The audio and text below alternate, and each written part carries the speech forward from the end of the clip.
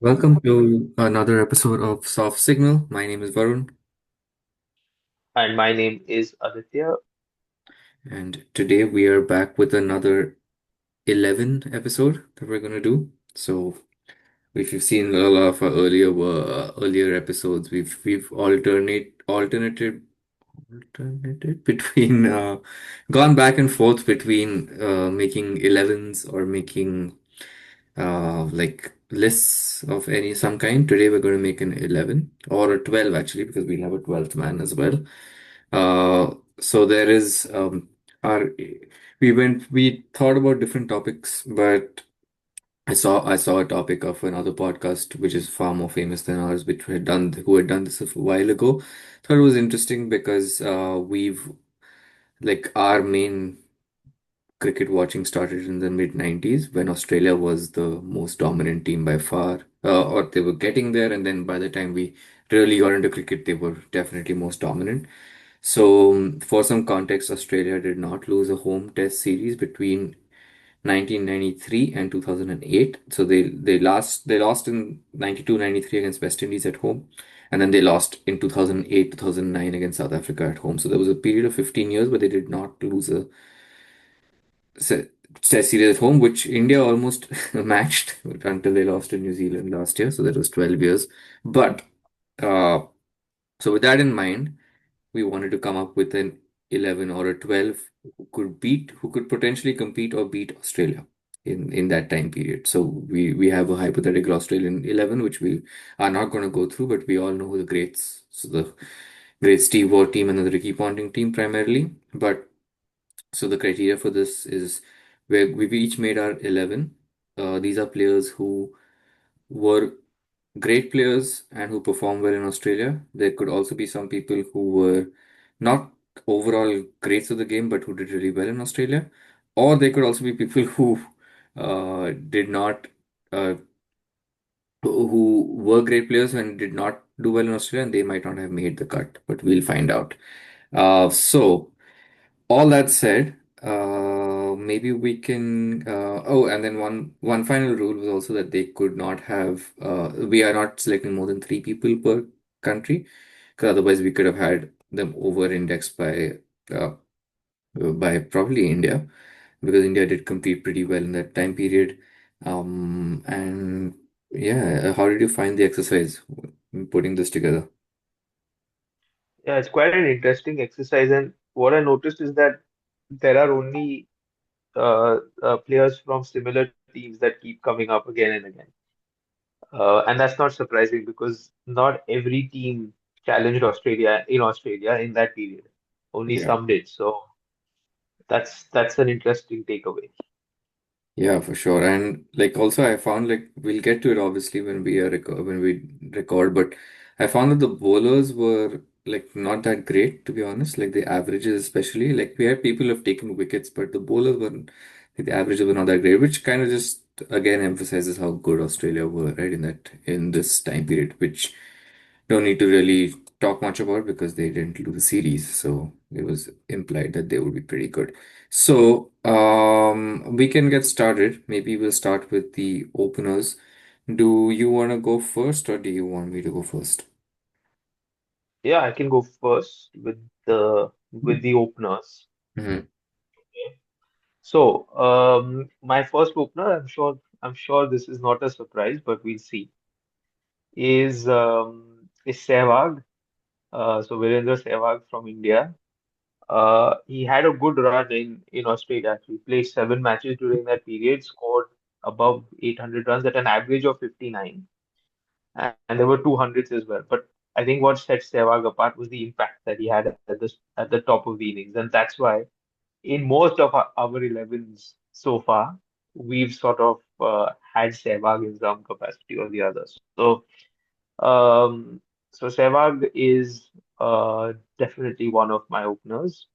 The second opener I debated a bit, um, um, but then given the different team combinations that we had to maintain and all, in the end I went with Sanath Jayasuriya. So not great stats, against Australia. First of all, Sri Lanka didn't play much against Australia in Australia in that period. He played 5 matches, which I think is probably one of the most number of matches by Sri Lankans in that period. Um, he scored only 300 odd runs in those 5 matches with 100, averaged 31. But the reason Jayasuriya is in there is to sort of give me a bit of impetus along with Sehwag at the top of the order. Because in the Australian pitches, where the ball comes on, bounces, etc., it's good to have an opening pair that can sort of take the opposition on. Plus, Jayasuriya can be handy with his bowling as well. To be honest, the other opener that I considered was Gary Kirsten. But I didn't put him in because of the three-player rule. So that's the main reason why I didn't take him. But he would have been a solid choice as well because he averaged around 40 or 45 against Australia in Australia in that period. So yeah, so in the end, it's Sehwag and Jayasuriya for me as my openers. Interesting choice. Yeah, Sehwag is definitely a fiery start. Like they would, yeah, it'll be. I think Sehwag had a good record, like, especially I think in both the stores that he played, right? 2003 and Yeah. 7 in this period. I don't know if he played 11, which is not relevant anyway, but yeah. And then, yeah, both of them would be interesting to see how they would tackle the new ball of McGrath and probably Gillespie in this time period. But that's one of our openers matches, and there's no surprise it is Sehwag. So all of the things you said already, average of close to 60, 2 centuries, definite shoe in at the top of the order. Now, his opening partner, I considered a couple of options. I didn't know about Kirsten. So, the interesting thing in this was that when you actually listed it down and looked at Cricket for the stats, things came up which we didn't really, might not have registered. So, Kirsten, yeah, 700 runs, 40, mid 40s average. Did consider him, would have been interesting since he later became Sehwag's coach as well. I also looked at Saeed Anwar. I looked at Jayasuriya, and then, but ultimately I've gone for something which might be a unconventional pick. But this person did actually play as an opener in that full series, and he did play only one series, but it is Michael Vaughan of Mhm. England, whom in the 2002-3 Ashes, he was the only player I think who did decently well. Over 600 runs, average of 63. I think he scored 2 or 3 centuries. And that was pretty much like his captaincy was great. And of course, he won the Ashes at home, all of that. But I think this was his standout performance as a batsman. Like he had highs later, but this was his peak, if you want to say that. So, yeah, I picked Michael Vaughan as the to partner Sehwag. I think, yeah, it will be an interesting mixture of styles as well.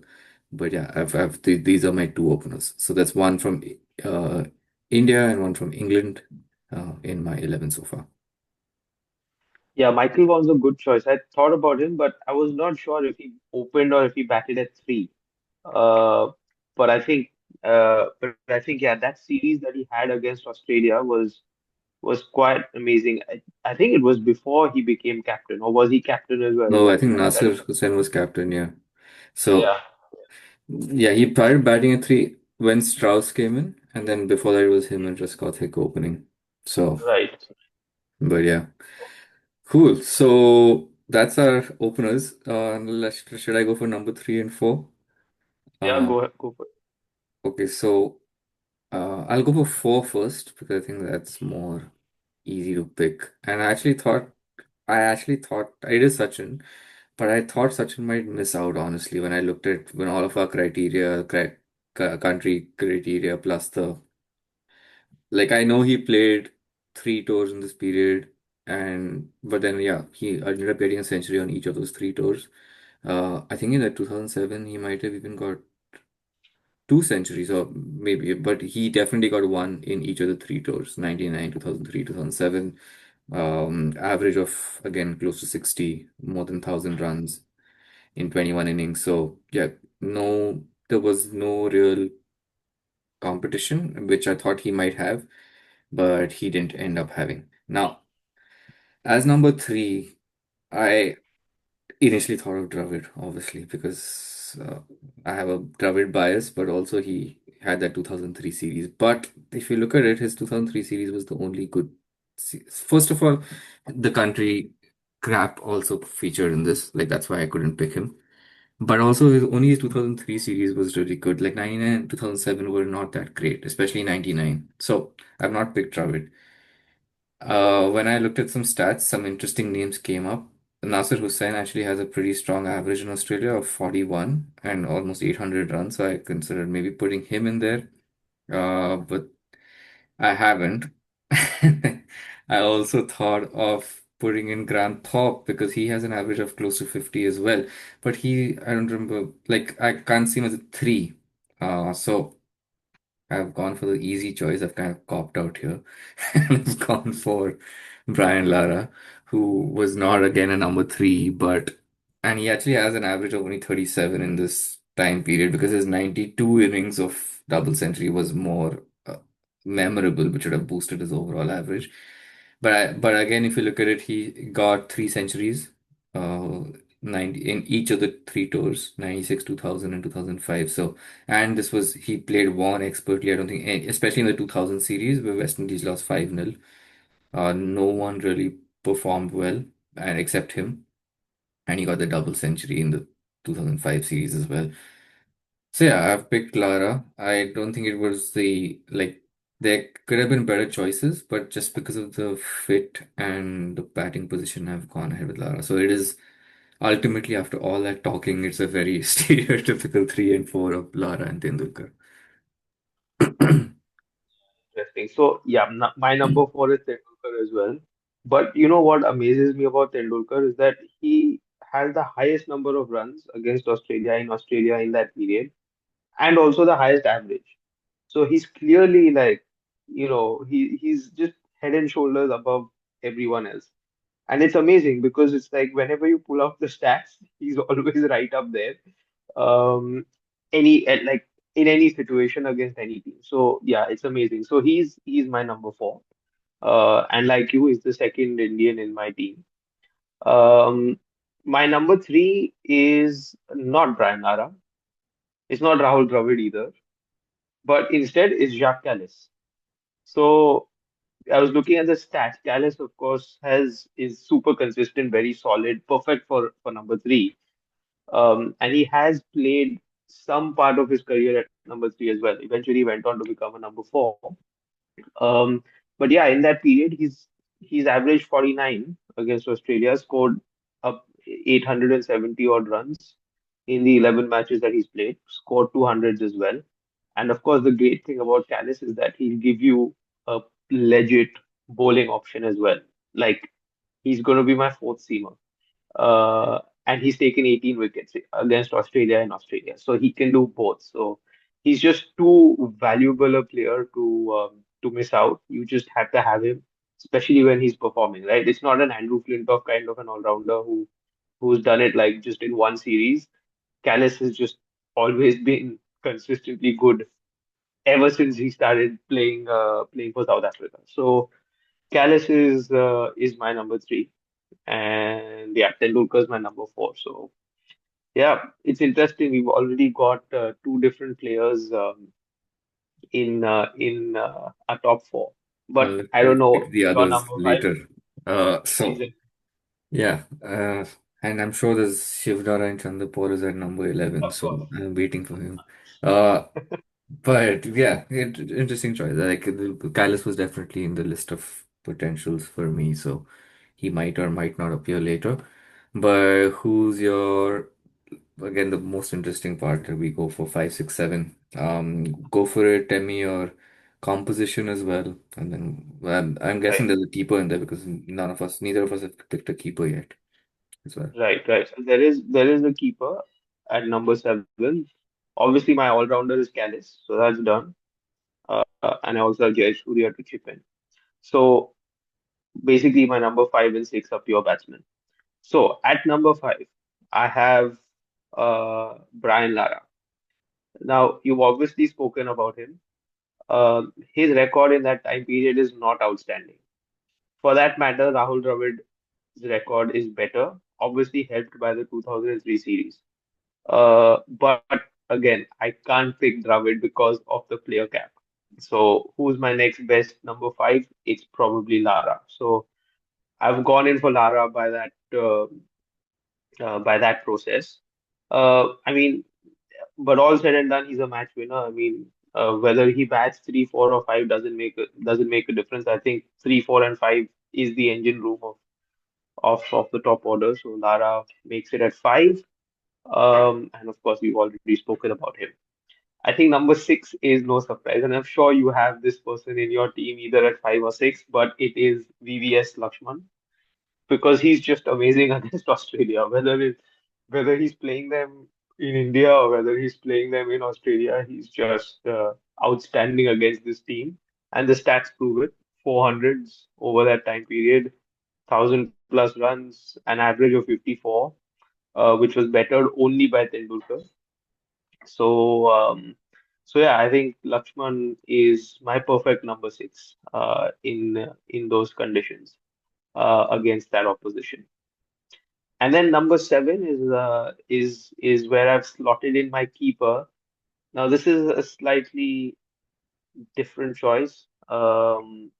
It's someone who probably most of us don't even remember, but it's a keeper from New Zealand called Adam Parore. Now, obviously, I looked down the stats. This is purely a stat pick. Okay, because Adam Pereira was a decent player. He batted decently as well, especially in those times when wicketkeepers never used to contribute that much. He did contribute more than what wicketkeepers were doing for the time. Of course, you had Gilchrist and Boucher who came a bit later, who sort of took wicket keeping and wicketkeeper batsmanship to the next level. But Mark Boucher didn't have a great record in Australia. Adam Gilchrist, of course, is Australian. So I decided to go with Adam Parore, who actually averages 54 in that period. He's not scored too many runs, like 370 odd runs, but he's played six matches, so substantial sort of uh, games to go by. And there's also 100 in that in amongst the runs he scored there. So yeah, Adam Parore from New Zealand is my wicket keeper, along with Interesting. Lana at five and Lakshman at six, of course. Yeah, I know we said we went differently, but yeah, ultimately it looks like our elements are not that much different. Because I'll keep it quick. Yeah, Lakshman is at six for me. For everything you said, I think he's. Want to mention the 99 tour where Sachin got 100, but the rest of the batting was so terrible. Lakshman in that last innings, that was his pretty much coming of age innings after before the bigger coming of age innings in Calcutta. But so yeah, Lakshman is number six without a doubt. And then I have Kailash at five. So you had Kailash at three and Lara at five. I will swap them around. But like you said, they can pretty much bat anywhere. And then yeah, he can be an all rounder as well. So I have uh, my all-rounder at five and Lakshman at six. Now the keeper is interesting because I also was surprised by Adam Perore's stats. And then I was surprised by also how bad Boucher was, even though he played two tours. And then I don't think there was any other keeper from any there were like Sangakkara could have been an option, but he played just that one tour at the end, right? So I didn't, and I don't want him to keep in a test team anyway. So I There was MS Prasad. MSK Prasad, yes, of course, and Parthiv Patel and all of the others. But I didn't. I looked at Parore and it just caught me by surprise. But I had already thought of someone else, and I think this person had a better career, a longer career, and played in like played in. He was one of the standout performers of his team as well. So I've selected Alex Stewart, uh, from England. I think he was a captain in one of the 98 series as well. Like they always lost at that time, but the most team, every team in this list lost because that's the criteria. But they were particularly bad. I think overall, like he always seemed dependable. He had an average of 38 from what I see. And it's not the 50s of Parore, but Might have been a few not outs in there. I know Stewart batted all over the place as well. Like he opened quite a bit. He batted at six, batted at seven, batted at five. So yeah, I just felt like this needed a stronger keeper. So I've gone with Alex Stewart at seven as my keeper. Yeah, interesting choice. Honestly, that when I think of Alex Stewart, I just think of him as a like a top order batsman, like a wicket keeper who batted in the top order. And that's one of the reasons why I didn't pick him to bat at seven. But it's an interesting choice. Of course, Stuart, Hussain, Darren Gough, Graham Thorpe, Yeah. part of that England team that always got hammered by the Australians, whether it was in England or in Australia. So Okay. yeah, but you're right. A dependable kind of guy. Always thought he was older than what he looked because yeah, he was the first cricketer that I had seen with grey hair. Um, at the time. So yeah, Him and but a Andy Caddick. dependable Yeah. and Andy Caddick exactly. Yeah. Okay, so we're into the bowlers now, unless you have another all-rounder, do you? Like a pure No, all-rounder. Okay, so no, it's my turn, but do you want me to go for my I have three quicks and a spinner. yeah. You want me to go for my spinner or do you want me to go for my quicks? How do you want to do it? Well, go for your spinner, then I can go for my spinner, and then we Okay. can fix. So Kumble is out because I've already got my three Indians. So I actually had to think quite a bit about this because the spinners have, like I said at the start, the bowlers have not done too well. The spinners especially have done there hasn't really been a good spinner at all. Like if you look at the stats, so I have the stats in front of me. Kumble has 50 wickets, close to 50 wickets, but an average of close to 40. Dan Vittori has 30 wickets, but again an average of 40. And then there wasn't really anyone else. Like I guess Harbhajan has played a couple of tests. And then there were Murli's record in Australia is not great at all. So for my spinner, I've gone for a slightly unconventional pick. Again, like Parori, people might not remember him immediately, but it's Mushtaq Ahmed of Pakistan. And the reason is because I looked at the stats and he's played only three tests in that time period. They played two tours, he played three tests across them. But the last test Pakistan won in Australia was in 95, 96. They haven't even won, even after 2008, they have, so in 30 years. And he's got nine wickets in that test in Sydney. And he was like one of the reasons they won. And he's got, in his, uh, six innings, he's got 21 wickets at an average of 28. So for a spinner, especially when most of them had averages in the 30s and 40s, to have an average under 30 is really strong. So I've actually gone for Mushtaq Ahmed. I think a really interesting action as well as a spinner, which would be maybe to counter one. So yeah, this is a real pick of a player who would not be strong elsewhere, like overall, but yeah, he definitely fits the bill in Australia performance. Wow, that's an interesting pick. I actually did not come across his name in when I was going through the list. So that's an interesting pick. My pick for the spinner is more conventional. Obviously, Kumble has taken a lot of wickets, but honestly, he was never really that effective. And a lot of those wickets came in that, you know, uh, where he's kind. I remember that innings in 2003 where he picked up 8 wickets but conceded like 140 runs or something like that. So I don't think he was that impactful in Australia. And then you're right, not too many spinners have been impactful in Australia except Australian spinners. So I decided to play it safe in the sense that I decided to pick a finger spinner who would sort of be do more of a holding job than a wicket taking job. And my pick is not surprising. It's Daniel Vettori at number 8. Yeah, I mean he averages 40.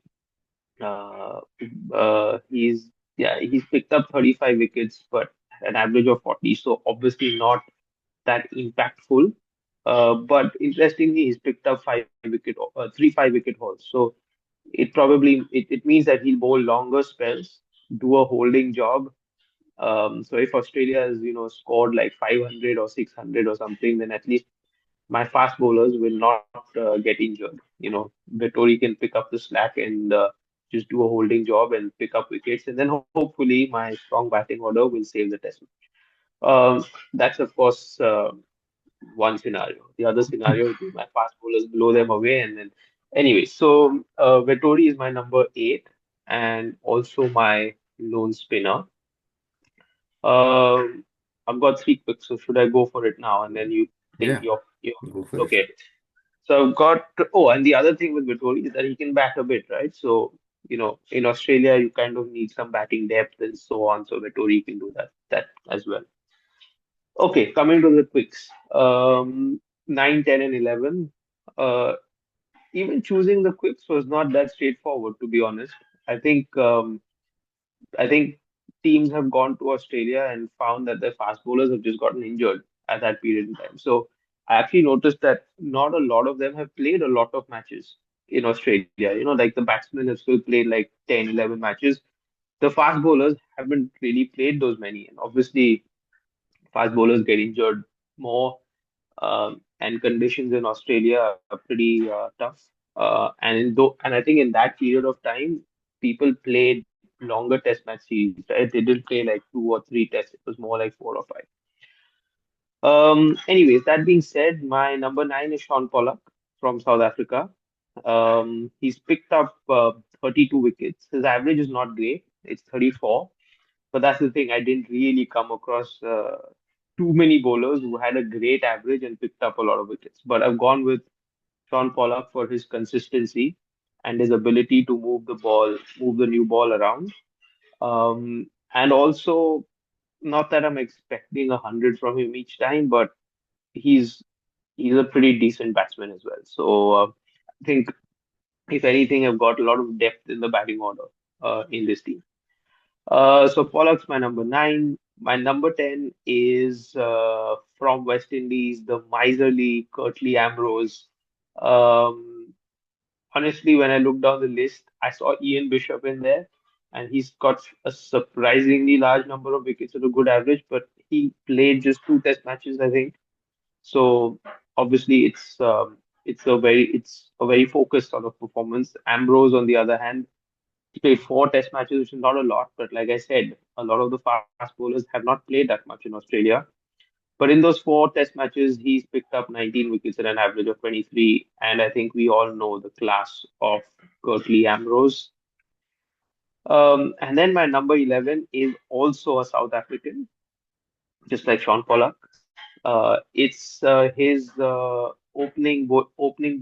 partner, Alan Donald, um, who picked up 16 wickets and an average of 28, which included one five-wicket haul. I remember the 2002 series, I think, of South Africa versus Australia. He didn't really perform that much in that series, but obviously before that, he picked up most of his wickets. But yeah, I think Alan Donald probably deserves a place over here. And of course, hopefully, there won't be a situation where I've got Vettori batting with him and they need like 3 runs or something in the final over of the test final over of day five or something because we know what happens or what had happened, albeit in a different format. Um, but yeah, Alan Donald is my number 11, and yeah, that's my three fast bowlers: Pollock, Ambrose, and Donald. Very interesting picks. Very unlike my picks, who are actually Sean Pollock, Curtly Ambrose, and Alan Donald. So, uh, but it was not a straightforward choice, I'll tell you that for sure, because Sean Pollock actually, I considered Wasim Akram as we always do in these 11s.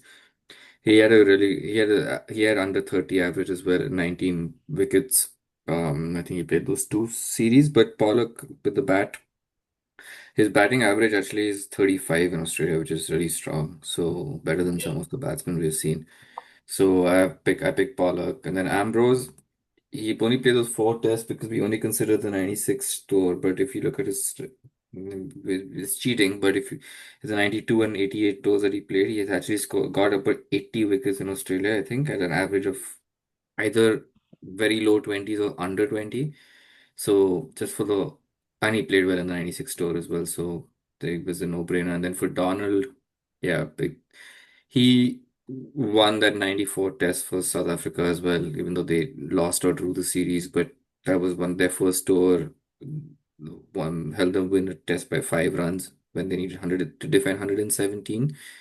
But I did so I put him in as well. So it's the same three as yours. In a couple of other considerations was Bishop as well. I was just listening to a podcast before this, which said that Ian Bishop is now better known as a commentator, but he had injuries. I didn't follow his career as much because we were pretty young, but apparently without injuries, he would have been as good as Walsh and Ambrose. And then speaking of Walsh, there was Walsh as well in the consideration. And then surprisingly, Darren Goff. Yeah. So he has an average. I think his average, actually, the his average other than Ambrose is or Yeah. Bishop is the third highest, third lowest. So it was. I thought of Goff actually. Maybe Goff could be a better choice than like a unconventional choice if we're looking at specifically Australia. But I've already made the 11, so we could have him as a 12th man. He's my 12th man actually. And then yeah, the rest of the team is pretty much the same. So I think our 11s are pretty much the same. We only have I have Vaughan instead of Jayasuriya. I have Stewart instead of Parore, and I have Mushtaq Ahmad instead of Vittori. Uh, so other than that, our 11s are pretty much the same. Um, interesting. We already mentioned Hussain and Thorpe and Goff, like a lot of the English team, like maybe just the volume of matches they played, ended up with decent records. I was also considering Flintoff and Cairns. They both have pretty good records, especially Cairns. But then we have Callus already, and then we have Pollock. So didn't really, maybe my team needs one of them because my 9, 10, 11 is really poor batting. You have like Test Centurions up to 9. So yeah. Yeah. Um, But you got Pollock as well, no, at nine? I have Pollock, but then I have Ambrose, Donald, and Mushtaq Ahmed. So like Oh yes, of my course. 9, 10, Oh yes, 11 you've is got. weak Yeah, batting. so Pollock will bat at eight for you. Pollock Yeah, will bat in it, yeah. So, Pollock will bat but at hopefully with the volume of runs I have in the middle order, it would be interesting to see if this, like, I remember there was a series in 2005 where they actually got this World 11. That wasn't the same criteria because it was the World 11 at that time, and they got absolutely smashed They against got Australia hammered. in the one days and the tests. That there was Yeah. only one test, I think, they got really like hammered. So this concept has happened, but yeah, it's always interesting to put these together. Um, any closing thoughts before we end? Yeah, I mean, it would be interesting to see more of those kind of matches, right? Like, I guess India is probably the powerhouse now, but like a World 11 versus India, or something like that. I mean, obviously, back in the day, those matches were particularly interesting because the whole concept of players from different countries playing together was unknown. Yeah, But with IPL and all the leagues now, it's pretty normal to see players from different countries play together. So yeah, but yeah, it will be interesting to see some of those kind of matches again. Like World 11s versus the incumbent powerhouse of world cricket, which today happens to be India. yeah. So yeah, we maybe in the next episode we can do like a team to beat India in India in the 2012 to 2024 period because now they have lost. So, but yeah, Yeah, we'll think about it and we'll definitely come back with something more next time. But thank you for listening. See you soon. yeah. Thanks for listening.